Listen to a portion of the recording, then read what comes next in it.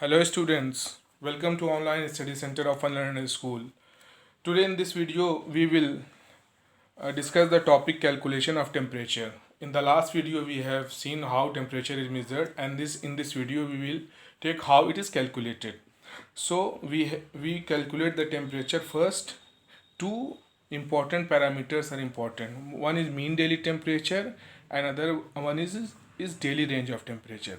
If you are able to calculate mean daily temperature, then you are easily calculate mean monthly temperature as well as mean annual temperature. Same, if you calculate the daily range of temperature, then you can calculate it on the basis of monthly and annual basis. Now let's take how mean daily temperature is calculated.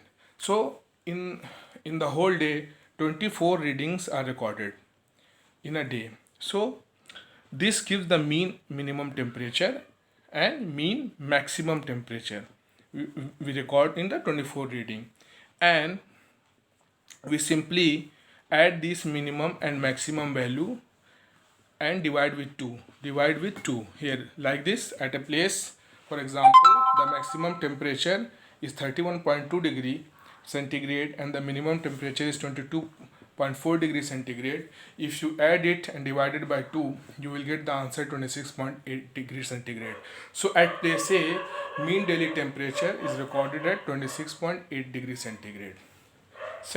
Second thing, mean monthly temperature. How we'll calculate it? The average of the mean daily temperature that we have just discussed below for a month, if you record it, it is mean as mean monthly temperature. Same in the case of mean annual temperature. The average of the mean monthly temperature, if you take it, you will get the value of mean annual temperature. Now next, take the topic of daily range of temperature. It is nothing but the difference between the maximum and the minimum temperature of a day. The subtraction is known as the daily range of temperature. Let's take an example, like maximum temperature at any place is 35.2 degrees centigrade and minimum temperature is 26.2 degrees centigrade. If you subtract from this value, you will get the answer 9 degrees centigrade. So this is the daily range of temperature. Subtract from maximum to minimum value, you will get the daily range of temperature.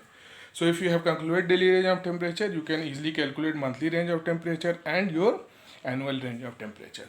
So I think you have understood the topic calculation of temperature. Now let's take important topic of isotherm. What isotherm means, that these are the lines which join the places having the same temperature. Such lines are called isotherm.